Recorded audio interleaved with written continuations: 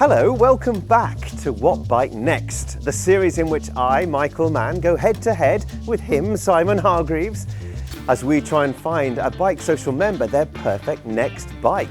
And you never know, we could be doing the same for you.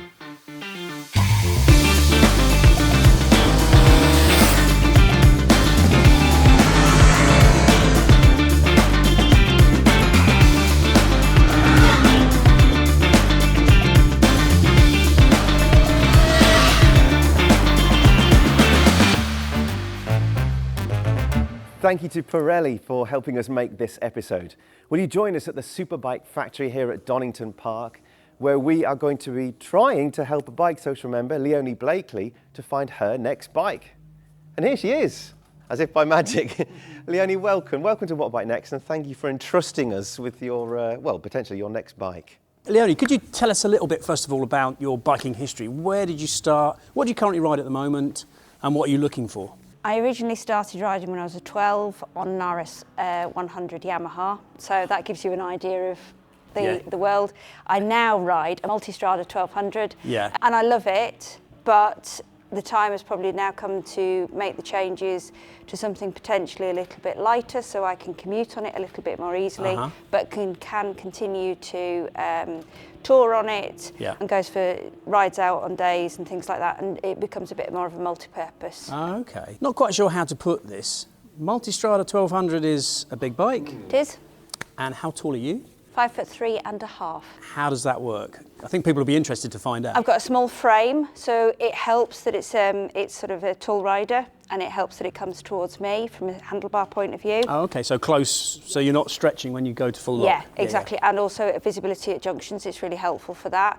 I have stacked boots, which gives me roughly about 1.5 inches, and I have a lowered seat. Right. So I don't lower the suspension, but I do lower the seat and give myself a little bit of a leg extension. So you must be quite an experienced rider to handle a multi. I hope you don't mind me saying so. It's taken some time. I've done quite a lot of training in my own world. I've ridden a different set of discipline of motorcycles, most of which are probably Honda 90s era. Not the most fascinating bikes, but cut my teeth on the experience of getting the miles in. And the Multistrada is probably the most electronically advanced for my experience on a motorcycle. And it's the nicest motorcycle that I've ever ridden. Right, so it's quite a high bar really, because you've got a lot of power there. Yes. But it's manageable. Yes. But it's still kind of an adventure bike. I mean, what are you looking for? What are you hoping for today? What's your sort of wish list? I love the adventure style motorcycles. I like the off-road world. Do you off-road at all? I wish I did more. Okay. I have done 2 of the off-road schools weekends, and I love it. I love the technical side of things rather than the track speed side of things. What I'm looking for, I would say, would be of a similar ilk, but accepting that I might need to change away from the adventure style and go towards anything that enables me to do a bit more on motorcycling.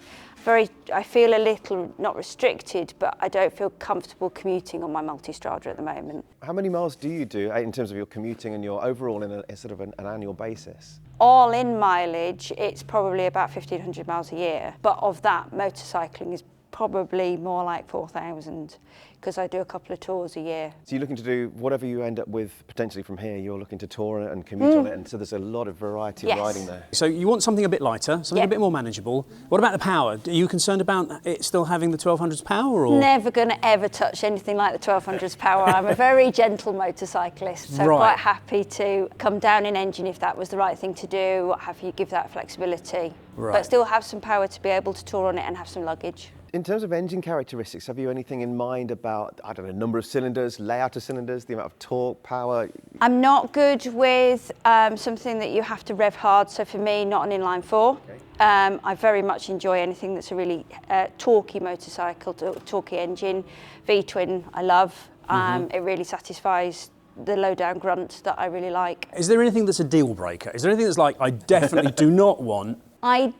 Ideally, I don't want a cruiser, and ideally, I have a prejudice, unfortunately, against Kawasaki's.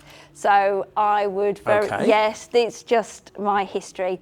I would very much more prefer Japanese or European, and something that's not sports bikey either, I think, because of the angle of the handlebars. Rider aids and other sort of electronical bits and pieces that you can find on modern day motorcycles. Again, have you any do's or don'ts or must-haves or must-not have? Heated grips are critical because I run very cold, so anything along those lines would be lovely.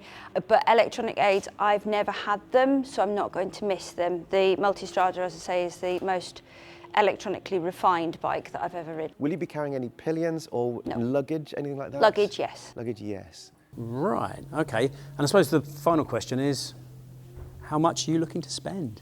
Probably in the region, with the Partex on the Multistrada that I've got, around about 11,000. So right. relatively. Is any flexibility in that? Yeah, there's a little bit of flexibility. You don't mind spending less? Yes, completely that, yeah, absolutely. I'm getting close. Are you getting somewhere with this? I'm happy. Do you reckon we've got enough to go on? I'm very confident, yes. Yeah. Leave it with us, Leonie. We'll see what we can do. Thank you. Go Brilliant. on then. Right, let's see if we can find Leonie her next bike. Leonie's going to test ride 3 bikes we think might suit her best. One chosen by me, one chosen by Simon, and then a third, the wild card.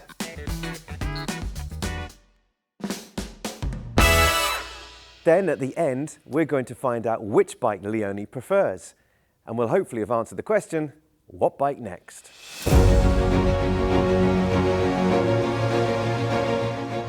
Leonie will be testing our 3 bike choices on the What Bike Next test route.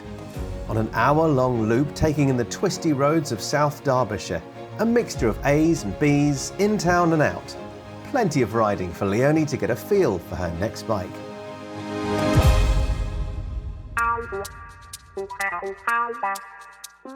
Ducati's Diavel might be an option for Leonie. This is the 1260 version 2020 bike. It's expensive, it's so out of her budget, but it's a bike that I might just have a little look around to see if there's any others. It's a heavy thing, and I'm wondering whether the steering geometry on this bike would be up Leonie's street or not. Leonie's been quite specific, which actually makes this job a little bit tricky, choosing a bike for her. So I'm thinking with the adventure styling, she's not that fussed about power. She might maybe say come down to something like BMW's F800 GS with its parallel twin, which is a good little bike. This one is up for £5,385, so, you know, a bit of a bargain really. Or possibly even BMW's F900 XR with its kind of adventure styling, but it's very, very much road-based, which again is another good one. This is more expensive at £8,791. But I think Leonie needs something that's right at the top end of her budget. I get the feeling that I need to choose something just a little bit more expensive for her. So one of the options I'm thinking about for Leonie is the Triumph Speedmaster. It's a 1200, it's really, really torquey motor. They're low, it's narrow at the seat where it meets the fuel tank. There's 2 options here. One's got a screen and some panniers. This one hasn't. This is less than 1,000 miles on the clock. It's just over 10 grand. This is just under 10. My only worry about it is that it doesn't have that adventure styling that Leonie has talked about, or that potentially that sort of cruisability. Not sure.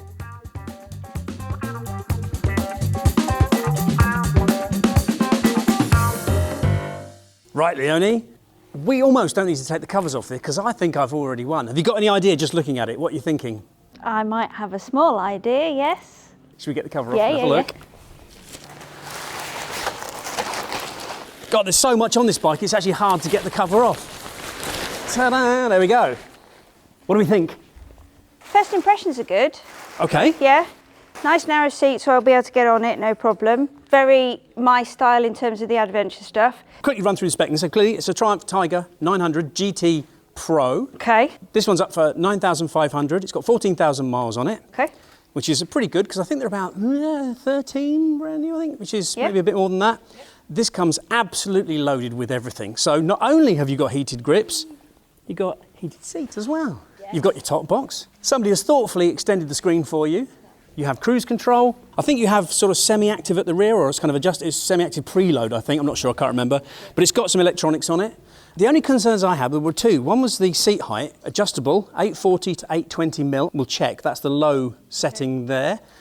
What, do you know the seat height of the Multistrada? I think with the lowered seat it's 790. Oh, wow, okay. but it's a 230 kilogram motorcycle. I imagine this might be a bit lighter. They claim a dry weight of under 200 kilos. So it's giving me that ability to have less through my legs. It's got the adventure styling.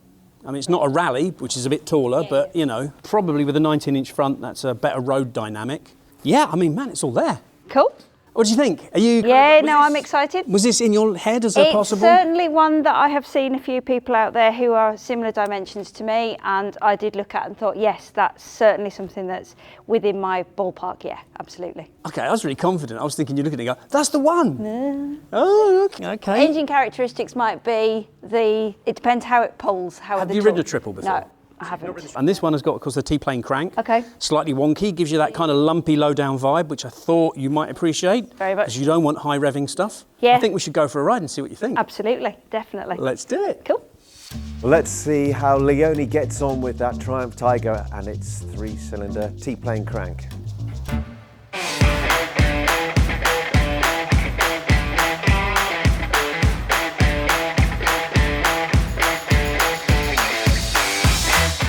So let's have a looky here at this Triumph Tiger 900 GT. 14,000 miles and 9,500 pounds, and this thing comes with everything Leonie wants. 94 horsepower and 64 pound-foot of torque are a bit less than Leonie is used to from her 1200 Multistrada, but she says she's happy to lose a bit of performance. But what she does want to keep is a torquey engine character, and that's exactly what the Tiger's unbalanced T-plane crank is designed to give the bike, a kind of lumpy V-twinny feeling. Styling-wise, Leonie seemed open to anything except cruisers and sports bikes. So sticking with the adventure theme seems like a winner. And the Tiger 900 GT is one of the lowest adventure bikes out there, and seat height certainly doesn't look like a problem. And then there's the spec list: heated grips, heated seats, cruise control, rider modes and traction control, a top box, extended adjustable screen, a 12-volt socket, a centre stand. So I don't know if Leonie has any feline qualities, but surely she'll be able to get the Tiger purring. So Leonie, just got back then from your first ride on the Tiger 900 GT Pro. What's your first impression? And your second and your third? Keep going. I like it. It's very easy to ride. It's very pleasant. It was easy to get into. Felt very comfortable on it.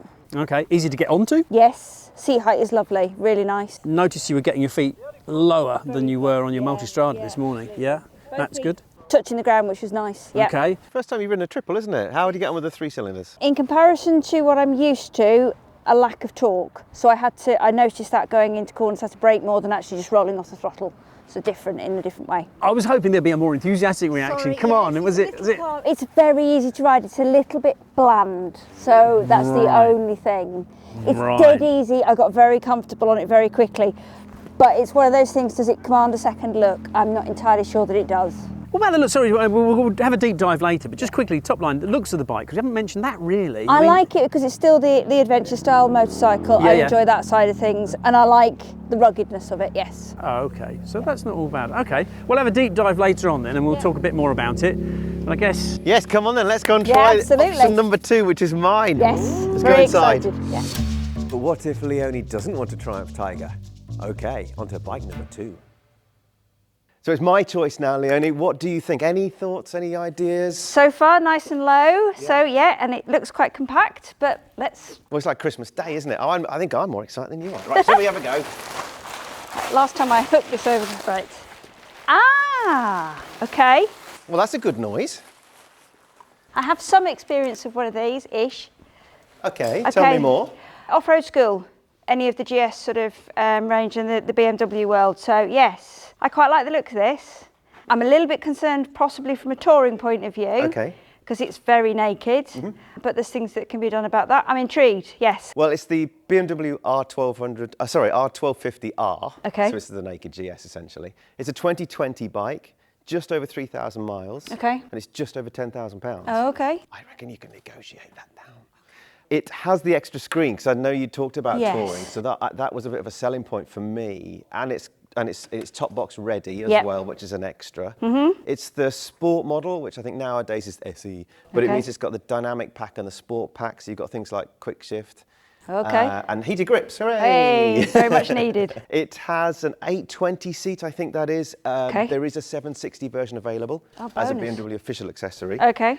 It's got, well, look, it's immaculate. It really is. It's very clean. Yeah. It's classed as a naked roadster, isn't it? But it's got the screen. Yeah. I'm sure you can get hand guards if that's up your street. Yes, it would need a few bits and pieces from that point of view to enable touring.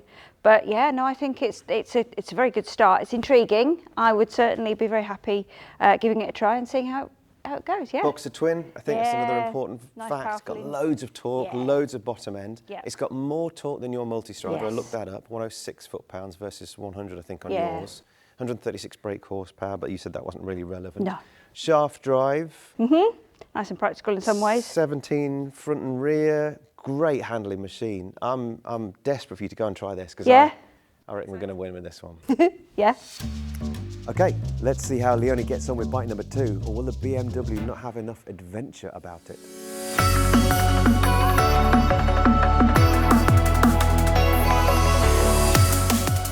Off Leonie goes on the 2020 BMW R1250R, which is basically a naked GS but with better suspensioning and handling. It's quite an understated motorcycle too. Still got the shift cam engine, of course, which is BMW's version of variable valve timing, meaning that its 2 cam profiles allow for a smooth and torquey low-speed ride before seamlessly transferring into a little more aggressive version for the higher end of the rev range above 5,000 RPM. This example's got the small screen and the heated grips, which should both tick on Leonie's checklist, plus the Boxer twin motor that offers more power and more torque than her current Multistrada, again which she specified. An aftermarket seat should allow for a 60mm drop from the one on the bike right now, and Pirelli will throw in some new tyres too, so surely I'm onto a winner. I mean, what else could I have chosen? It's top box ready, low mileage, it's in perfect condition, and has both the HP Sport package and the Dynamic package from BMW fitted too, which includes an up and down quick shifter. Come on, Leonie, you know it's the right choice. Leonie, how perfect on a scale of 1 to 10 was the BMW? You look quite at home. Shall I answer for you? Yeah, you can. Yes, you can try. I found it really contradictory. I liked it. It inspired a lot of confidence, but at slow speeds, for me, it was a little bit twitchy. Mm-hmm. I'm battling with how I feel about it at the moment. Twitchy with weight, or? Yeah, no, like the front end, it found like lumps and bumps in the tarmac that I hadn't experienced on the Triumph. So it felt like I was on a new road. Interesting. I thought I felt like I was quicker on it, more confidently quicker. But then it caught me out on a couple of occasions because it found things that I hadn't appreciated were there. So I found it quite different. Okay. So I'm 50-50 on it. How about the engine and all that magnificent torque that puts your Multistrada to shame? Yeah, and that was entirely familiar or similar in a familiar way, because I didn't need to use the brakes as much as I did with the Triumph. I could roll on and off, and that was marvellous. And did you try the quick shifter? I did, and I was really bad at it, but I was in practice. Pop that cherry though. Absolutely, yes. Right, we've got a third bike. Yes, indeed. Do you want to go and find out what it is? Yes, I do. Come on then. Thank you. Make it happen. All right, time for bike number 3, and it's mystery bike time. Let's see what we have up our sleeves this time. Leonie, time for option number 3, and it's a little left field. We call it the mystery bike in previous episodes. It's something that actually Simon and I have chosen together based on your email application. Right. So, without further ado, shall we have a little looky? Yep.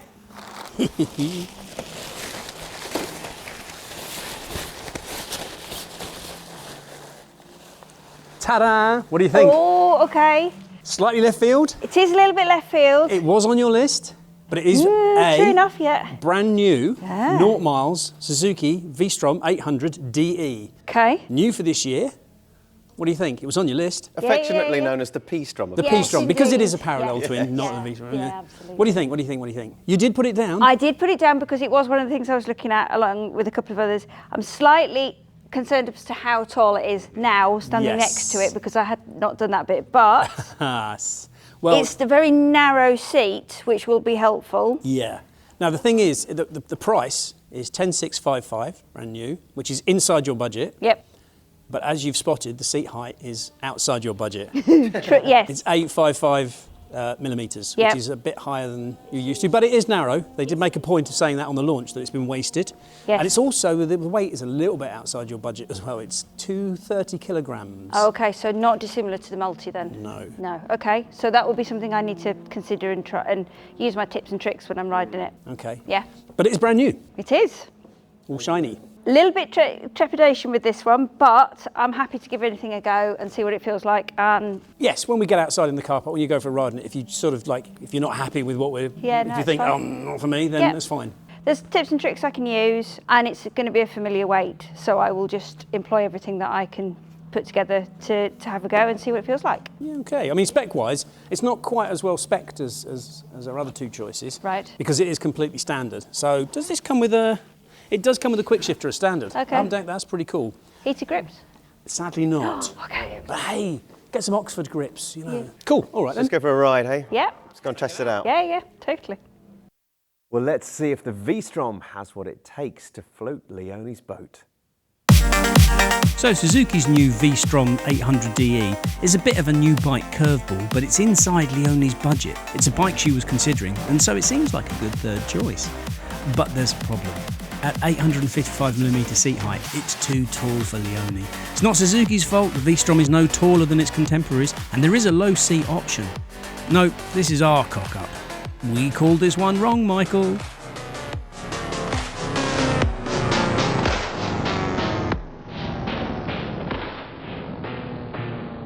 Well, Leonie, thank you so much, first of all, for coming along and trusting us to some degree with options for your next bike. Maybe we should rename it. Yeah. Maybe your next Maybe your next bike. But let's have a bit of a deeper dive, as Simon called it earlier on, with each of the options. So you first went out on the Tiger, didn't you? The Tiger 900, all 3 cylinders of it. Yeah.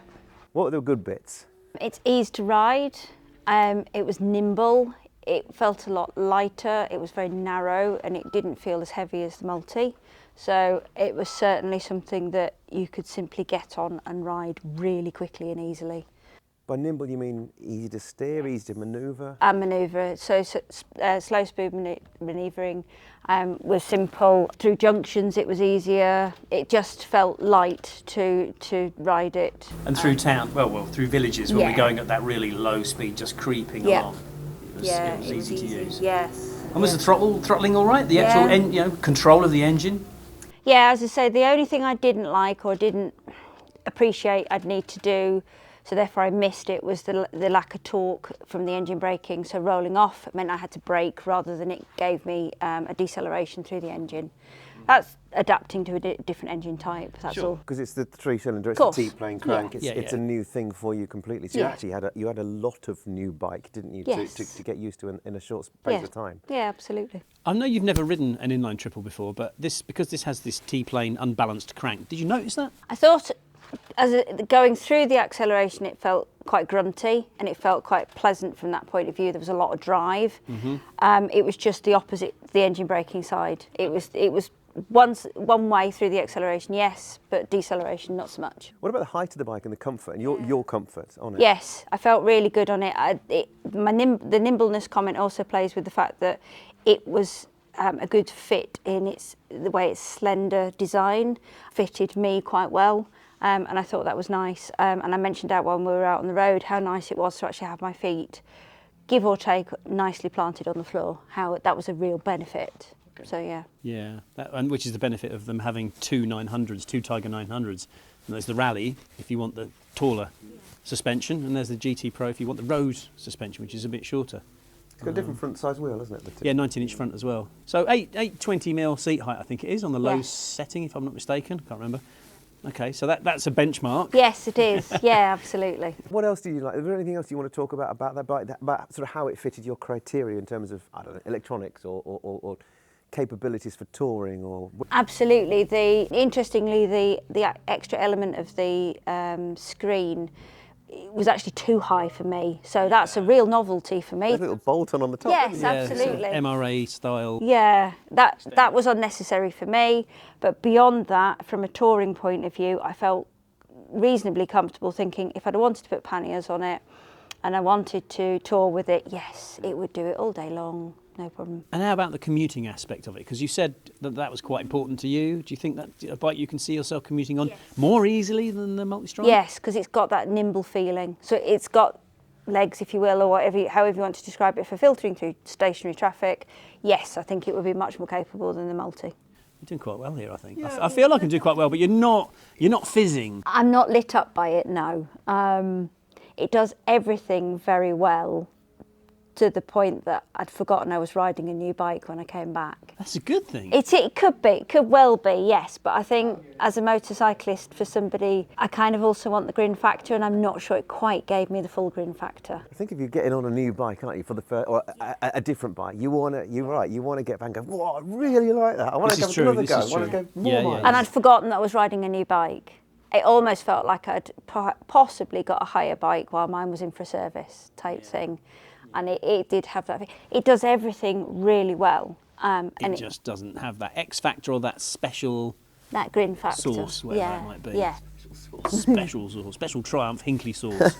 Okay, that's the Tiger then. Yes. And then, of course, you went out on... Option number 2, please. The BMW R1250R. Rough are really good, surely. It certainly was a surprise, yes. The engine it gave me grin factor while I was winding it on. And it actually made me want to go quicker, which is rare for me. So actually, from that point of view, it was very confidence-inspiring. It does lunge. It does, yeah. And backing off, going into corners, I only had to do that on the accelerator. It didn't have to brake at all. So that was really familiar, but in a way that just felt comfortable to me from a torque point of view. I was quite happy with that. Is it a good thing? Yes, I think it was. It just felt familiar in a pleasant way. And it's not the first time you've ridden a flat twin. No, it isn't. GS, I believe. Yeah, the 1200, I believe it was, at the off-road schools. And this has got the shift cam, isn't it? So at 5,000, it'll change.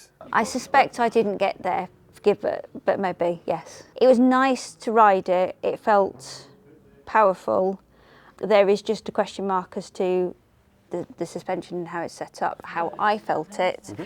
So it did become a little bit of a contradiction. I didn't feel amazingly secure on some of the poorer tarmac that we were on. Now this is a strange thing, because for my money the R1250S R is so planted, so smooth, so supple. And do we think we found an explanation potentially for why you weren't that happy about the front end moving around a little bit? Yeah, to do with tyres, wasn't it? Yeah. You talked about possibly it's been squared off at the rear. Yeah. I wasn't convinced it's got the right PSI in the front either when I just manoeuvred it about. Yeah. You can tell, yeah, good point. So there might have been that. So it was possibly that, and it certainly gave me more grin factor. So it's the sort of motorcycle that there's a good likelihood I would come back to that and think, yes, that might be the next bike, maybe. Oh, and here's a good point. Thanks to our lovely sponsors, Pirelli, they'll give you a new set of tyres if you chose that bike. So you haven't got to worry about that. What else about the bike? You found it comfortable in terms of height and width and yes. manoeuvrability and standover? Yeah, absolutely. I think the only thing that it possibly doesn't do from a touring aspect is the front screen is not big enough, I don't think, from that point of view. If I wanted to do a trip to Spain or Portugal as I did last year, perhaps that would be a bit more tricky, but again, there are ways in which that can be got round. It felt nimble. For despite how big it is as an engine, it did feel nimble, it really did. I mean, it's fair to say when you were turning it round, you were more tentative. Right, okay. You didn't look as confident when we were doing U-turns and paddling it with your feet, because it is substantially heavier. 237, I think, wet. Yeah, so it's give or take the same as the Multi. Is it worthy of a second ride? Yes, it would be, yeah. So does it technically make you the winner, does it? Not yet, we've still got a third bike to... Well. No, we'll stop it there. Thanks, bye. So this isn't Suzuki's fault. No, it really isn't. This is our fault for picking the wrong bike completely. The first time we choose a new bike, and what do? So the mystery bike, well, look, we've seen it earlier in the episode, haven't we? The mystery bike was a brand new V-Strom 800 DE, yes, aka the V-Strom. It's something that you mentioned on your emails that you were looking at. Yeah. And then we kind of got all excited thinking, oh, we'll provide one of those brand new bikes. My brain flipped back to the launch where it felt quite compact and manageable, and I thought, oh, this is perfect. This is really going to work. It's got your off-road styling. It's got a bit of off-road about it. But it's a very nice engine. It's a good engine. It's got lots of bottom end, and there are a few little things. The screen's not brilliant. It's very, very short. But you can fix that, like you say, with aftermarket parts, and that's a personalisation thing. I'm still trying to sell this to you, even though No heated grips either. yeah, true. But it comes with a quick shifter. But what was it? 855 mil seat height. About 9.5 metres tall. Too high. It felt like it, yes. Yeah. We've got to hold our hands up and we say sorry. Yeah. We sort of promised you 3 bikes to choose from, and we've not provided. Yeah, I'm so convinced Suzuki on the launch made a fuss about the fact that they've made the seat narrow. And they have. It is narrow, but in reflection, it's potentially, for somebody my height, it's too far up, not the petrol tank as such, but the moulding that makes you believe it's the petrol tank, in the place you don't actually sit on. So it is narrow, but you are still playing with a very high seat height. And when you're my height, you can't do it. Well, you can, but it's not confidence inspiring. One of the other bikes you mentioned in your email was Honda's Transalp, which has an 850 mil seat height. So there's 5 mil. And from the look of how far off your foot was, I don't think that was 5 mil. No. Maybe it's slimmer, I don't know. But the thing that I always do for looking with any motorcycle is look at the accessories and not from a shiny new parts, things that make things go quicker. It's whether or not there's any way of adapting the seat height so I don't have to do the suspension. So is there a standard lowered seat that I can put on that will bring it down by 20, 30 millimetres, and that will then get me back in the game with another... It will, but there's still a kind of resistance to actually having to modify a bike in the first place, because a lower seat is a thinner seat, so that's not standard. Lower suspension isn't how the bike was designed. It's not optimal, you know, so there's a kind of a feeling that you're being punished, penalised for your stature, which is not a good place to be, really. If that's the compromise with speaking to manufacturers, and I do see manufacturers changing, I do see them looking at it and bringing it and acknowledging it, slow as it may be. But I've done, give or take, 4 or 5 years on a Multistrada with a lowered seat and survived. And yes, it is getting to the point where I would like to change something. So overall then, we've made a right royal mess of this. But is there anything that obvious that we forgot, that we missed out, that we should have got? Is there anything you're disappointed we didn't have? You know, what are you going to do when you go away from here? I think Transalp is going to be one that I do look at, but again, checking whether or not Honda have got a lowered seat. And potentially the new Multi V2. Which is specifically designed for riders of lesser stature. Yes. Which I was told by Ducati is because of their presence in the Southeast Asian market. Building bikes that half the world can't ride is not a good business plan. Also, they're one of the manufacturers that recognise that there aren't enough women in the motorcycling world, so they are looking to, I think they're trying to do things about it. So if it means that there's a more accessible height in an option on a motorcycle, then why not? Okay, is the V2 still out of your price range, or is it hovering around the top? I think, yes, it's hovering around the top, but I'm also conscious that I've got, give or take, the same framed motorcycle, albeit a different engine as such. I've got a solution. Buy 2 bikes. Yes, there is always that, but yeah. I mean, it's great you've got so much choice. I mean, that is one of the good things. I mean, even if we get it wrong, there's plenty out there that's right. We'll keep thinking. Thank you. We'll keep thinking. Yes. And let us know, please. I will do. Let us know how you get on in the weeks and months ahead. It was a day out riding motorcycles and experiencing new motorcycles, and there's nothing wrong with that. No. Brilliant. Thank you, Leonie. Thank you very much. Thank you. Well, there we are, another interesting episode. I'm sure you'll agree. We've kind of sort of helped Leonie, I'd like to think. I reckon secretly she liked that 1250R. I'd say that, it was my choice. But actually I think it ticks a lot of the boxes that she was really, really after. You know, if you look at her criteria versus what it offered, and the fact that it was a really pristine example, I think she's onto a winner. Anyway, she's going to try that again. I'm sure she'll let us know what she ends up with. Obviously, apologies because we got a bit excited and carried away with her hunt for a V-Strom, and then we thought, yeah, we'll get one, and then didn't really do the maths. Nonetheless, or regardless, I hope you have enjoyed the episode. We say thank you, of course, to Superbike Factory. We say thank you to Pirelli for helping us out with all this.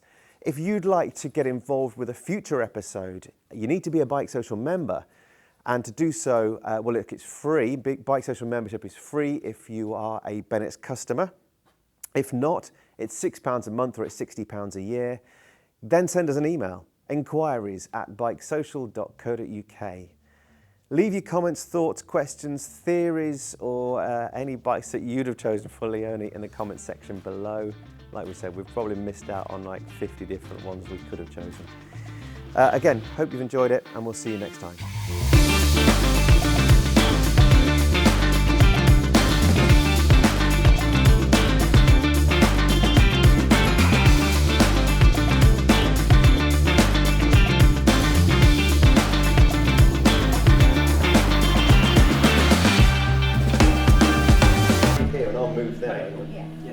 start. Ready? Can you hear me? Can you hear me? Can you hear me?